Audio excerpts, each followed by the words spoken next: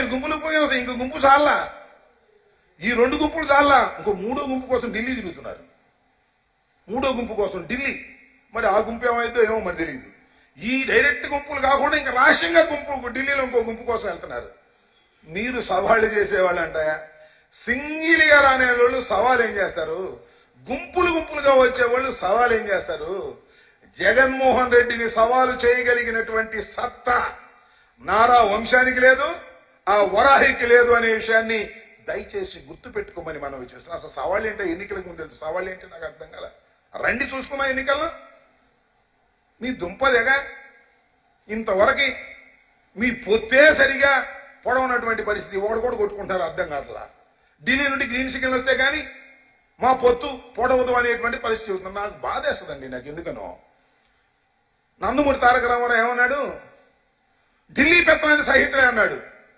ఈయన ఢిల్లీ వెళ్తే కానీ క్లియర్ పరిస్థితి. ఏమి దౌర్భాగ్యమయ్యా నారా చంద్రబాబు నాయుడు గారు, మీ పరిస్థితి ఏంటి, మీ బ్రతుకేమిటి అని అడుగుతా ఉన్నా. దురదృష్టాలు మీ వెంటబడుతున్నాయి.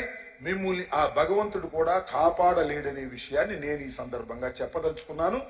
మీ ఇద్దరు 2 ఒకటి శంకారావం రా కదలరా అంటే ఇంకా ఆయన పాపం మీ పార్ట్నర్ ఏం చేయాలో అర్థం కాక ఊళ్ళు బట్టి తిరుగుతున్నాడు. రహస్యంగా తిరుగుతున్నాడు, బహిరంగ తిరుగుతున్నాడు. బహిరంగ పెట్టలేడు, మరి వారాహి ఎక్కలేడు. మరి అయ్యో స్వామి చెప్పినట్టు ఎన్నికలకు ముందు ఎవరైనా ప్రచార రథం తయారు చేసుకుంటారు, అంతేగా. నేను కూడా ప్రచార రథం రేపే ప్రారంభిస్తున్నా. చంద్రబాబు ప్రచార రథం లేదు, లోకేష్ కు ప్రచార రథం లేదు, ఆలు లేదు, కోళ్ళు లేదు, సోలు లేదు, కొడుకు పేరు సోమలింగం అని. అసలు నువ్వు ఏ పార్టీతో పొత్తు పెట్టుకుంటావో తెలియదు, అసలు నిలబడతావో లేదో తెలియదు, ఎన్ని సీట్లు ఇస్తావో తెలియదు. వారాహి అంట పెద్ద దేశపడి మిలిటరీ లాగా, దానికి పెయింటింగ్లు, దాని మీద ఊరేగింపులు. ఏంది ఆర్భాటాలు నాకు అర్థం కాల. సరుకు లేని వ్యవహారాలంటే ఇలా ఉంటుంది. ఇంతవరకు ఈ వారాహి ఏమైందని నాకు అర్థం చెప్పండి. నాకు ఇంటి పెట్టుకున్నాం అయితే ఒకటి లేదు. వారాహికి 2 రంగులు వేసాయంట, 3వ రంగు వేయాలో లేదో అర్థం కాక ఢిల్లీ నుంచి కవర్ వస్తే 3వ రంగు వేసి అప్పుడు వారాహి తీస్తా అంటే ఏమిటా మీ బతుకుడు రాజకీయాల్లో? నాకు అర్థం కానటువంటి పరిస్థితి. ఇలాంటి దౌర్భాగ్యమైనటువంటి రాజకీయాలు చేస్తున్నటువంటి ఆ గుంపు అర్థమవుతుందా మీకు? అసలు 3 సిద్ధం సభలు చూసిన తర్వాత కూడా అర్థం కావడం లేదా? జగన్మోహన్ రెడ్డి గారి యొక్క ఫాస్ట్ నిర్ణయాలు చూస్తుంటే మీకు అర్థం కావడం లేదా? మార్పులు చూస్తుంటే అర్థం కావడం లేదా? ఎంత కాన్ఫిడెన్స్ గా ఈ ఎన్నికల రణరంగంలోకి దూకబోతున్నామో, ఎంత కాన్ఫిడెన్స్ గా 175కి 175 కొట్టబోతున్నామో. ఇంతకన్నా ఏం కావాలని అడుగుతా ఉన్నా. పిచ్చి జనం, తెలుగుదేశం వాళ్ళు, పాపం చంద్రబాబు నాయుడు గారి అభిమానులు, లోకేష్ గారి అభిమానులు, పచ్చ జెండా వాళ్ళు అనుకుంటున్నారు మేము వస్తాం అని. ఏమి వచ్చేది లేదు, మీరు సచ్చేది లేదు. శ్రీమద్ రమారమణ గోవిందే.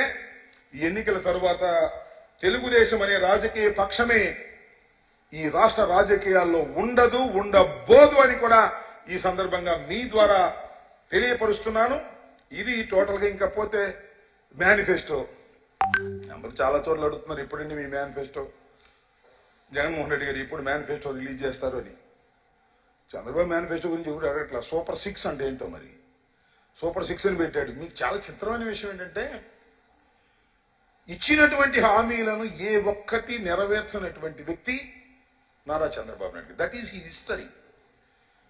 ఎక్కడో పవన్ కళ్యాణ్ కూడా, పవన్ కళ్యాణ్ కాదు, లోకేష్ మాట్లాడుతున్నాడు, మీరు మేనిఫెస్టోని అపవిత్రంగా మాట్లాడుతున్నారు అని. నువ్వు అపవిత్రం చేసింది మేనిఫెస్టోని. ఇంతకు ముందు ఎన్నికలప్పుడు మేనిఫెస్టోని రిలీజ్ చేసి ప్రజల్ని నమ్మించి ఆ మేనిఫెస్టోని దాచేసినటువంటి ఒక కుటిల రాజకీయవేత్తలు మీరు.